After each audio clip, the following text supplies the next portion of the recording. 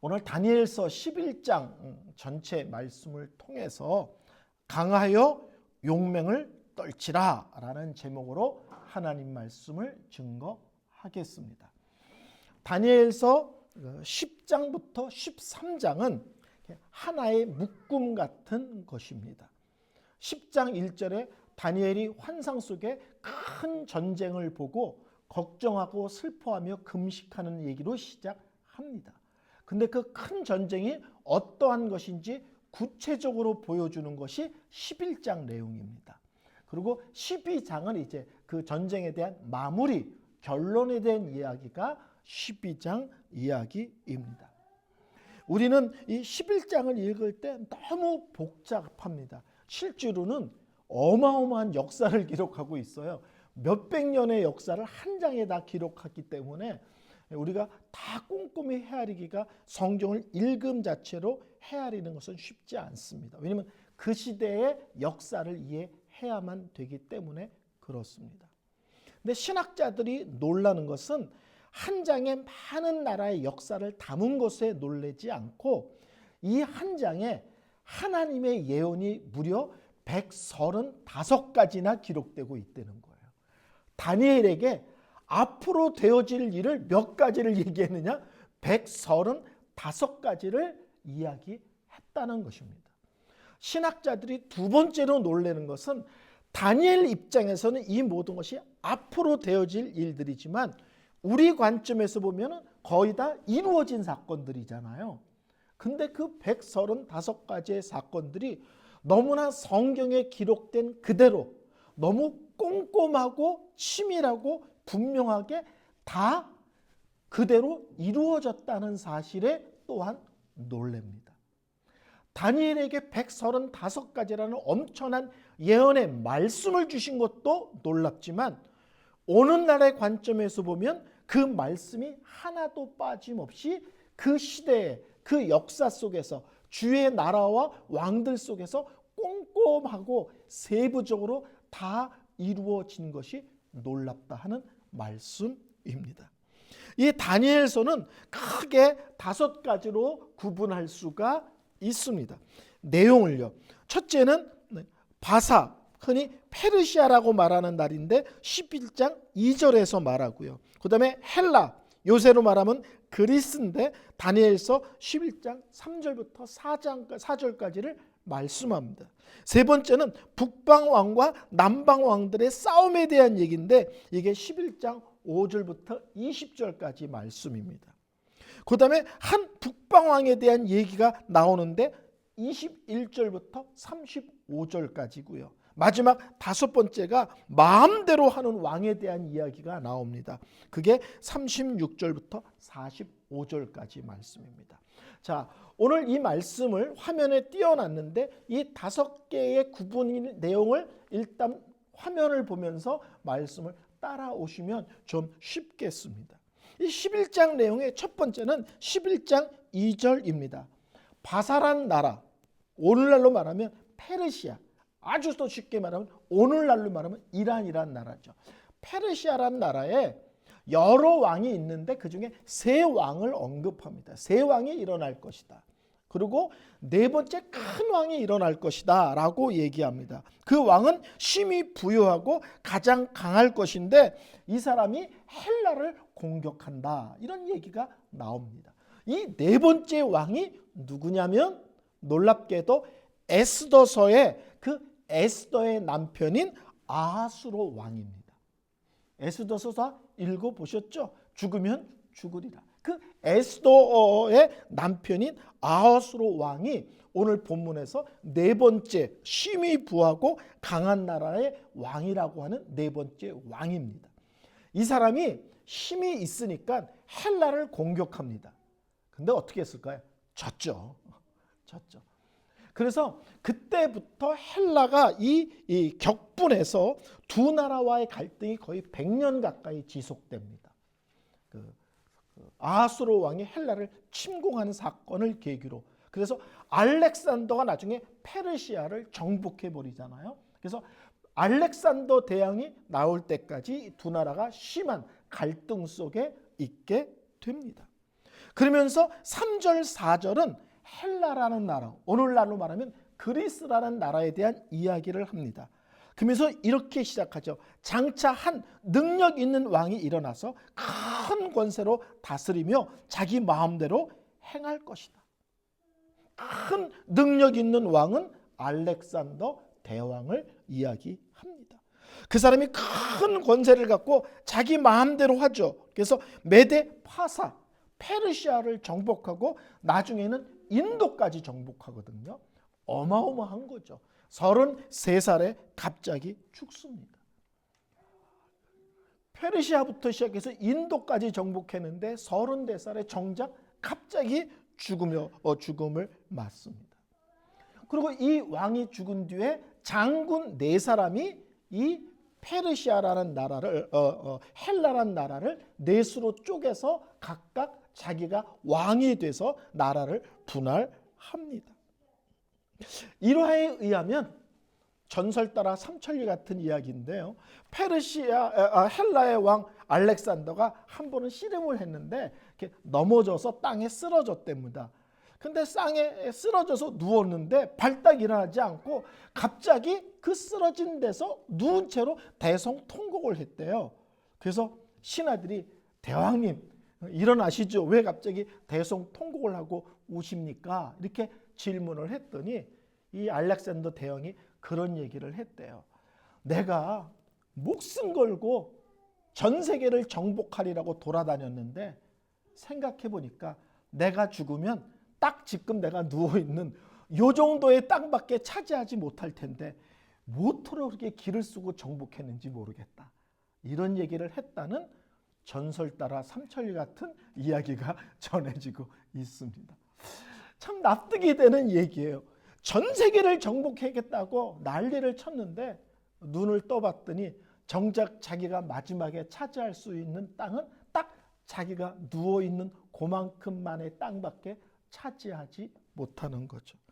이 세상의 부귀와 영화와 능력을 우리가 꿈꾸며 자랑하지만 나중에 떠날 때 보면 우리는 다 빈손으로 우리가 아무것도 아님을 확인하는 것으로 우리는 항상 끝나게 됩니다. 그 다음에 이제 11장 5절부터 20장까지는 남방왕과 북방왕의 전쟁, 남방국과 북방국의 전쟁에 대한 이야기가 나옵니다. 이게 무슨 얘기냐면 알렉산더 대왕이 죽은 뒤에 나라가 4개로 쪼개집니다. 근데 성경은 두 나라에만 관심이 있어요. 북방국과 남방국. 왜냐하면 이 두 나라가 하나는 이스라엘 바로 위에 차지하고 있고 하나는 바로 이스라엘 밑에 있기 때문에 이 두 나라만 이스라엘에 아주 밀접한 영향을 끼치기 때문에 그렇습니다. 그래서 남방왕은, 남방국이라는 것은 이집트를 다스리고 있던 그 플로메마이오스라는 왕조를 얘기하고 북방국은 시리아, 요새 정신없죠. 이스라엘 전쟁으로 그 지역에, 그 이스라엘 위쪽에 있는 시리아 지역을 다스리는 셀루코스 왕조를 이야기합니다. 그러니까 아주 너무 쉽게 생각해서 무슨 왕조 복잡하니까 그냥 남방국과 북방국 사이에 이스라엘이 껴 있습니다. 그러니까는 한쪽에서 치고 올라오면 꼭 이스라엘을 건드리고 올라가겠죠. 위에서 내려오면 이스라엘을 건드리고 내려오겠죠. 그러니까 두 나라가 갈등하면 갈등할수록 전쟁하면 전쟁할수록 가운데 끼어있는 이스라엘은 계속 시달리는 고통을 받을 수밖에 없습니다. 이 두 나라가 상당히 사이가 안 좋았습니다. 100년 넘게, 정확히 말하면 약 150년 가까이 두 나라가 사이가 억수로 안 좋습니다. 근데 오늘 성경은 특별히 사이가 안 좋은데 한 공주 얘기를 하죠. 읽어보셨죠? 한 공주. 그게 뭐냐면 이 그 남방국의 왕이 야 우리 그만 싸우고 평화협정을 맺자. 그러고는 자기 딸을 북왕국에다가 시집을 보낸 거예요. 근데 북왕국 왕은 이미 결혼해서 아들이 둘이나 있는 거예요. 근데 평화협정을 맺어서 새로 왕비를 드리는데 첩으로 드릴 수는 없잖아요.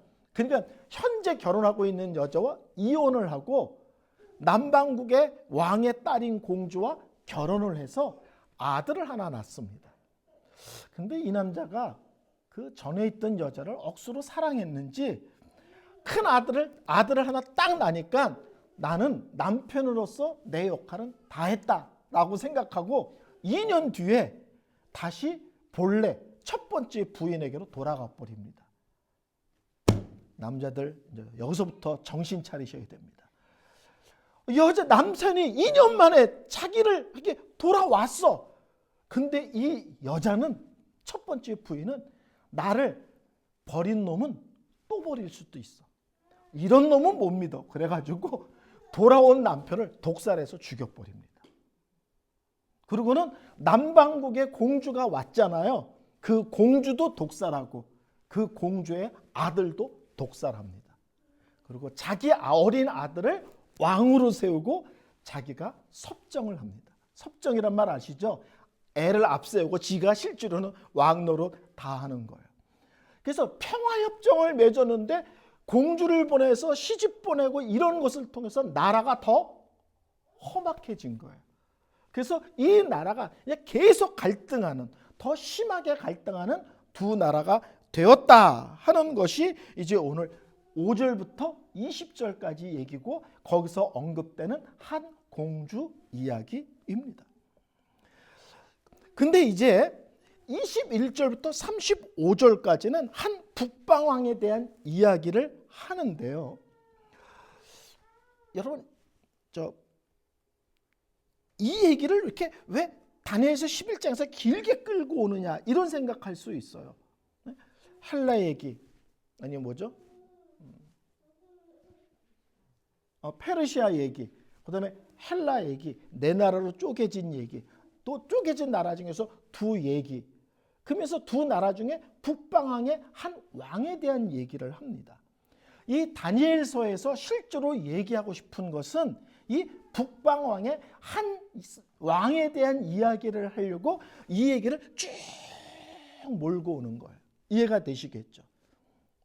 그래서 옛날 영화로 따지면 이렇게 무성 영화, 음성이 들지 않는데 연사가 여러분 드디어 무슨 나라가 어떻고 무슨 나라가 어떻고 쭉 하다가 드디어 하면서 마지막 북방의 한 왕 얘기로 이야기를 확 집약해 가는 겁니다. 그 사람은 우리가 이미 잘 아는 듯이 그 이름을 들어봤습니다. 이름이 아니면 안티오쿠스 에피파네스라는 사람입니다. 다니엘서 8장 말씀 들을 때 작은 뿔이 나온다. 근데 이 뿔이 안티오쿠스 에피파네스다라는 이야기를 이미 드렸습니다. 근데 오늘 성경은 그 사람을 뭐라고 표현하면 한 비천한 자가 왕이 되었다 이렇게 표현하는데, 쉽게 말하면 아무 자격 없는, 정말 왕으로서의 모습이 전혀 없는 형편없는 놈이 왕이 되었다라고 얘기합니다. 이 안티오쿠스 에피파네스의 문제는 뭐냐면 철저히 하나님을 대적하고 철저히 이스라엘 사람들을 핍박하는 거예요. 그래서 예루살렘 성전에다가 제우스 신상을 심기고 이스라엘 사람들이 가장 부정하다고 생각하는 돼지고기를 성전에서 제사를 드리고, 이스라엘 사람들은 제사를 금하고 성경책도 읽거나 배우거나 듣거나 하지 못하게 되고, 그래서 철저하게 하나님을 대적하며 하나님의 백성들을 철저히 핍박하는 아주 대표적인 사람으로 드러내는 것입니다. 그래서 오늘 성경은 이 사람을 어떤 모습으로 이야기를 끌고 가냐면, 이 사람이 마지막 날 예수님 오시기 직전에 나타날 엄청나게 하나님을 대적하는 어떤 한 세력을 상징하는 존재로서 안티오쿠스 에피파네스를 언급하는 거예요. 그것을 흔히 신학적으로는 적그리스도다 이렇게 얘기합니다. 예수 그리스도를 대적하는 자, 예수 믿는 사람을 철저히 밟고 핍박하는 자. 그래서 이 안티오쿠스 에피파네스가 얼마나 믿음에 대해서 반대적인 일들을 엄청나게 그리고 잔인하게 했는지를 이야기하면서, 이런 사람으로 상징되는 어떤 존재가 예수님 재림하기 직전에 이 세상에 나타나서 그와 같은 짓거리를 할 것이다를 이야기하는 겁니다. 그래서 성경이 11장 36절부터 45장에는 어떤 한 왕이 나타나는데 그 왕을 이렇게 표현합니다. 지 마음대로 행하는 왕이 나타난다.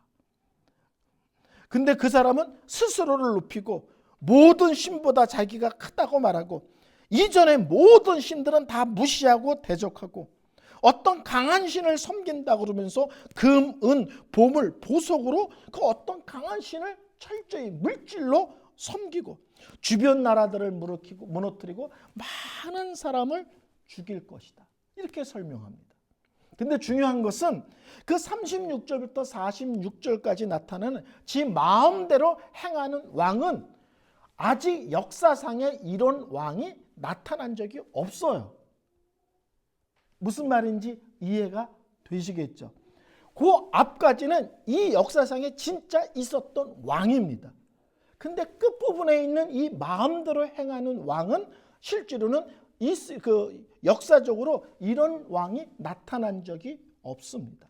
그래서 이 마지막 왕은 안티오쿠스 에피파네스가 적그리스도의 하나의 상징 같은 걸 흔히 신학적으로 모형이라고 말하는데 앞으로 이런 아주 잔인하고 못돼 먹은 어떤 세력이 나타날 것을 상징해주고 그 다음에 그런 존재가 마지막 날 이 땅에 나타날 것이다. 이렇게 이야기를 하고 있는 것입니다. 그러니까 11장 35절까지는 이미 역사적으로 다 일어난 사건이에요. 다니엘의 관점에 보면 다 미래적 사건이지만 우리의 관점에서 보기에는 마음대로 행하는 왕 전까지는 이미 역사적으로 다 일어나고 종결된 사건입니다. 근데 36절부터 45절까지는 앞으로 나타날 왕이고 앞으로 나타날 어떤 잔인무도한 어떤 권력을 이야기하고 있습니다. 그런 의미에서 이 마음대로 행하는 왕은 실제로는 우리가 이 땅에 살아있는 동안 직면할 수도 있는, 우리가 체험할 수도 있는 그런 왕입니다. 자, 이 11장은 엄청난 역사를 얘기합니다. 다니엘에서부터 시작해서 예수님 재림하기 일보 직전에 이 세상에서 하나님을 대적하는 존재가 나타나서 예수 믿는 사람을 얼마나 힘들게 할 것인가에 대한 재림 일보 직전까지 전체를 다루는 엄청난 그 내용의 말씀입니다. 근데 몇 가지 11장을 통해서 우리에게 확인되는 하나님이 주시는 메시지가 있습니다. 그게 뭐냐면 11장 2절에 보면 페르시아라는 나라를 언급하는데 딱 한 절밖에 허락을 안 해요. 근데 페르시아가 약 200년 동안 있었던 나라거든요. 근데 200년 동안 있었던 나라를 그냥 한 절로 딱 정리해 버립니다. 그런가 하면 알렉산더 대왕이라는 역사 속에서 어마어마한 전설적인 그런 인물을 얘기할 때도 한 절로 툭 치고 그냥 다음으로 넘어갑니다. 우리가 보기에는 와, 페르시아를 정복하고 인도까지 점령해서 이야, 이런 놀라운 이런 왕이 있을 수가 있나 하고 감탄하고 놀랄 수 있습니다. 근데 하나님 앞에서는 엄청나게 큰 나라든 어마어마한 권력을 지닌 임금이든 하나님 보시기에는 한없이 작고 보잘것없는 모습들입니다. 이 세상 모든 것을 창조하고 다스리시는 하나님, 이 우주라는 관점에서 저 지구의 한쪽에 조그만 나라가 있어졌다 없어졌다, 이 큰 규모를 다스리는 하나님의 관점에서 보면 얼마나 작은 얘기예요. 지구상 얼마나 많은 사람이 있어요. 이 사람은 탁월하다, 저 사람은 훌륭하다, 이 사람은 천재다, 저 사람은 천재다. 그렇지만 하나님의 관점에서 보면 아주 작고 미천한 자일 뿐입니다. 어마어마한 권력을 갖고 있었다. 그 사람은 한마디면 세상이 뒤집어진다. 그렇지만 하나님 앞에서는 그 권력이 무슨 힘이 있으며 하나님 앞에서는 그 권력이 무슨 의미가 있습니까? 시간이라는 것도 이 나라는 200년 동안 이 땅에 존재했대. 이 나라는 500년 동안 존재했대. 하나님 보시기에는 영혼과 영혼이라는 시간 속에서 500이라는 시간은 눈 깜짝할 시간이고 200이라는 시간은 아무것도 아닌 시간입니다. 그러니까 긴 역사를 다루는데 하나님은 툭툭 치고 넘어가시는 거예요. 하나님이라는 크신 하나님 앞에 사람이라는 것, 그리고 사람이 이룬 역사라는 것, 그리고 그들이 보낸 시간이라는 것이 얼마나 작은 것인지를 기억하라. 다니엘서도 계속 확인했지만 어떤 위대한 나라도 언젠가는 사라질 것이다. 이 땅에 영원한 것은 없고 크신 하나님 앞에서는 모든 것이 한없이 작고 작을 뿐이라는 것을 기억하라고 말씀하여 주십니다. 두 번째로는 제가 아주 자주 말씀드린 것이지만 성경을 읽을 때 그 본문에서 강조점을 찾기 가장 쉬운 방법 중에 하나는 반복되는 단어가 있다면 주의하여 보라. 그게 핵심 강조점이다. 이런 얘기를 드렸습니다. 이번 주 중에 다니엘서 11장을 3번을 여러분이 천천히 읽으셨다면 반복되는 단어가 있을 것인데 그것은 때에 대한 언급입니다. 24절 때가 이르기까지 그리하리라. 27절 이는 아직 때가 이르지 아니하였으므로 그 일이 이루어지지 아니할 것임이라. 29절 작정한 기한에 그가 다시 나와서 35절 마지막 때까지 이르게 하리니 이는 아직 정한 기한이 남았음이니라. 36절 이는 그 작정된 되를 반드시 이룰 것임이니라. 11장을 읽으면 우리는 문득 이런 생각이 들을 수 있어요. 그 옛날에 다 주전이거든요. 예수님 오시기 전 얘기거든요. 그 옛날 고리책 얘기를 우리가 굳이 이렇게 알아야 될 필요가 있나? 이렇게 우리가 관심을 가져야 될 필요가 있나? 읽다 보면 그런 생각이 들 수가 있어요.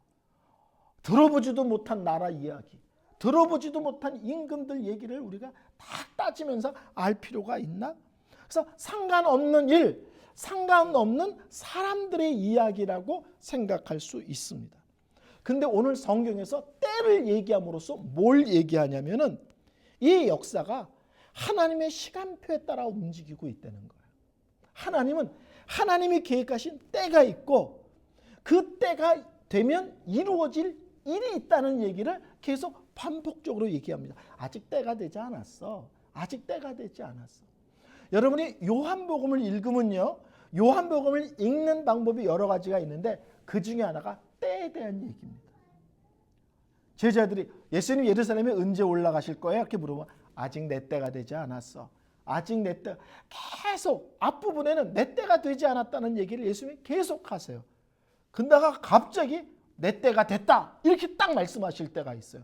그리고는 지체하지 않고 예루살렘에 올라가서 십자가에 달려 돌아가십니다. 예수님이 이 땅에서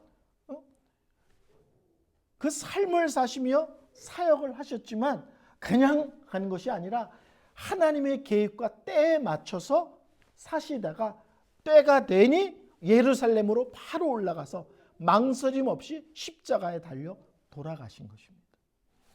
이 역사는 먼 훗날의 역사든 그 시대 사람의 얘기든 하고 끝나는 것이 아니라 그 모든 역사와 그 시대 속에 살아가는 모든 사람들은 하나님의 시간표를 따라 하나님의 통치를 따라 살고 흘러가는 것이라는 얘기를 하고 있는 것입니다.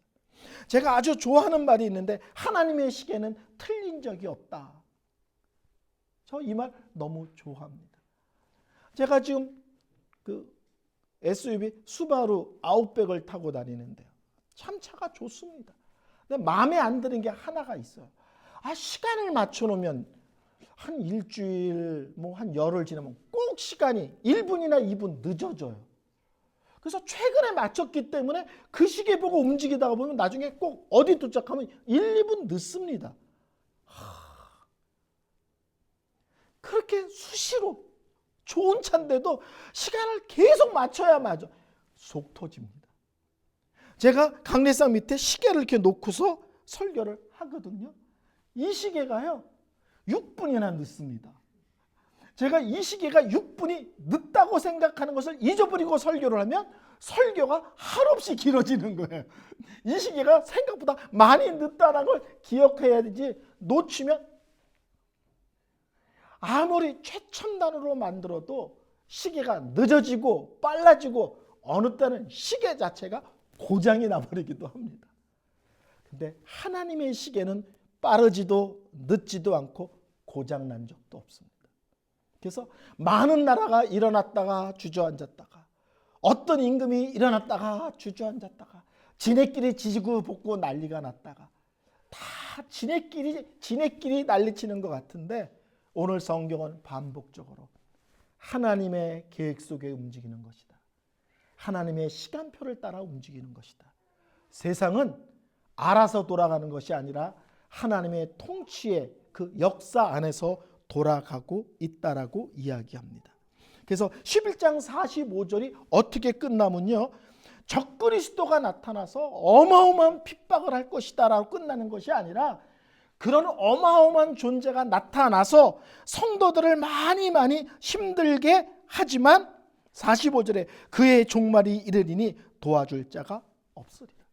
그 적그리스도가 어떤 존재든지 얼마나 큰 능력을 갖고 있든지 어느 날 갑자기 한순간에 그 존재도 끝이 날 날이 있을 것이다.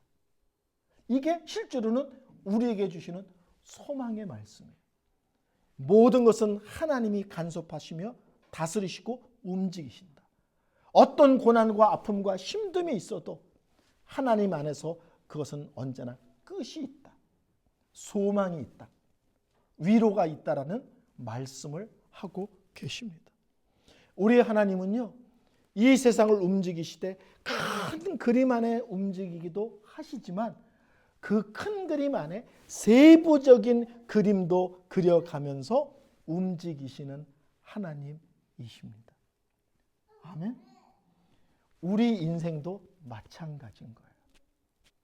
저는 나이가 들면서 우연이라는 것일수록 철저히 하나님의 필연의 역사라고 믿습니다.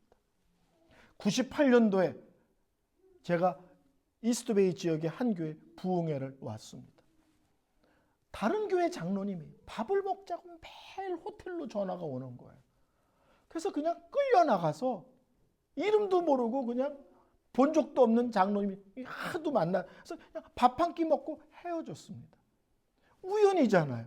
누군지도 모르는 장로님이 밥 먹자 해서 한 끼 먹고 헤어졌는데, 근데 2년 뒤에 그분이 저한테 자기네 교회 담임 목사 청빙하는데 자기네 교회로 오겠냐고 그래서 제가 2년 뒤에 그 장로님 교회로 부임한 거예요.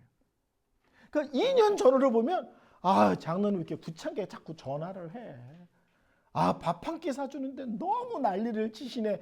근데 나중에 보니까 그게 하나님의 놀라운 계획 속에 있는 거지 이렇게 우연이 아니라는 거예요. 인간들은 우연히 만나서 우연히 전화해서 우연히 만나고 밥 먹고 헤어졌는데, 하나님은 그것이 앞으로 2년 뒤에 있을 일들과 다 연결된 거죠. 그 연결선상에 제가 여기까지 와 있는 거 아닙니까? 그러니까 하나님은 큰 그림을 그리고 움직이기도 하시지만 그 큰 그림 안에 세부적인 그림도 다 그리면서 움직이시는 하나님이라는 사실입니다. 마지막으로 세 번째, 이 11장에서 우리에게 주시는 말씀은 끊임없이 이스라엘 사람들은 고난을 당합니다. 또 이 땅에 사는 우리도 이 땅에서 크고 작은 어려움들을 계속 만나게 됩니다. 그때 하나님의 백성들은 어찌해야 되는가? 11장 32절에 이렇게 얘기합니다. 오직 하나님을 아는 백성은 강하고 용맹을 떨치리라. 어떤 고난이 오든 어떤 상황에 직면하든 하나님의 사람들은 강하고 용맹해야 된다라고 말씀을 하고 있습니다. 큰 나라가 무너지고 또 새로운 나라가 나타나고 전쟁이 꼬리를 물고 폭력이 난무하고 예수 믿는 사람들 핍박하는 이런 세상 속에서 예수 믿는 사람은 어떻게 살아야 되나요? 세상이 엎어지든 뒤집어지든 코로나가 오든 무슨 일이 벌어지든 믿음의 사람이 사는 원리는 똑같다는 거예요. 믿음 가운데서 강하고 담대하고 분명하게 그 험한 시대를 잘 감당하며 이겨내고 살려는 것입니다.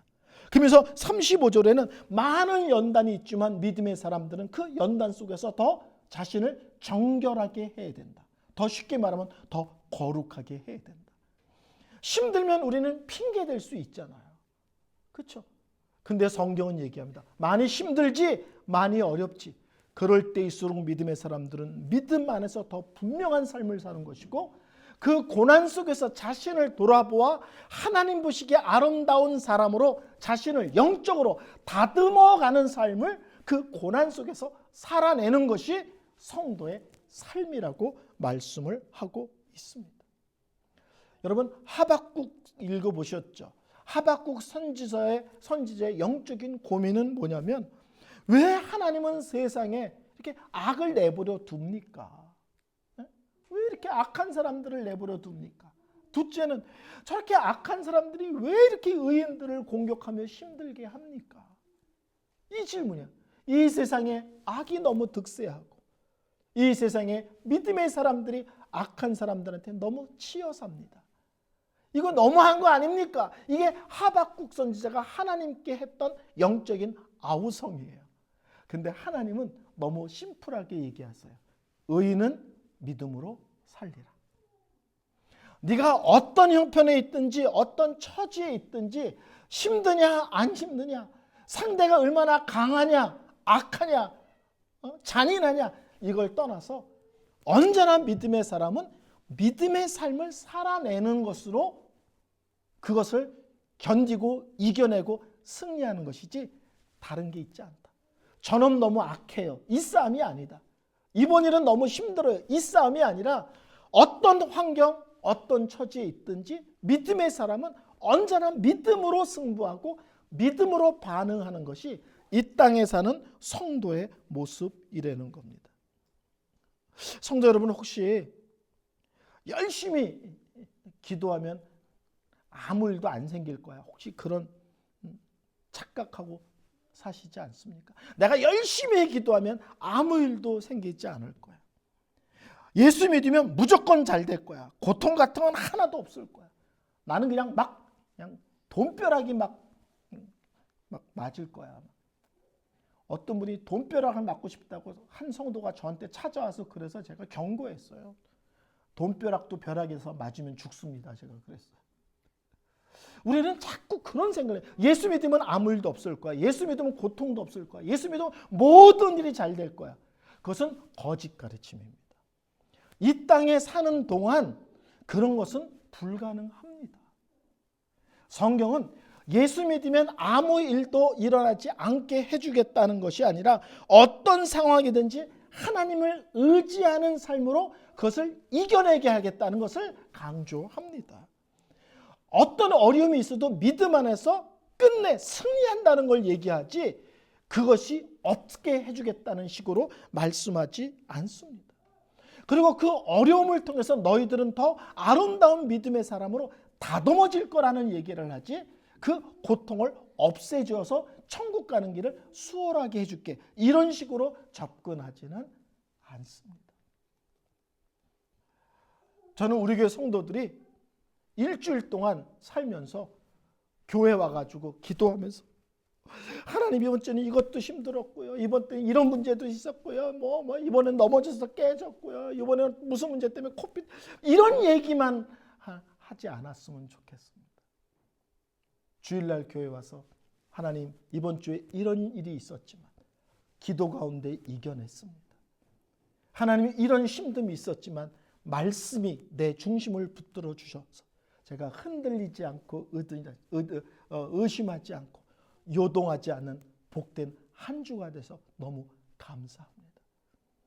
내가 이번에 너무 힘들고 지쳤지만 이 일을 통해서 나 자신을 돌아보고 점검함으로 하나님 앞에 내가 아름답지 않은 것이 무엇인지 부끄러운 것이 무엇인지 깊이 있게 점검하고 돌아볼 수 있는 기회가 되셔서 감사합니다. 이런 기도를 할 줄 알고 이런 접근을 할 줄 아는 그런 귀한 성도들, 또 그런 우리 복된 교회 되기를 소원합니다.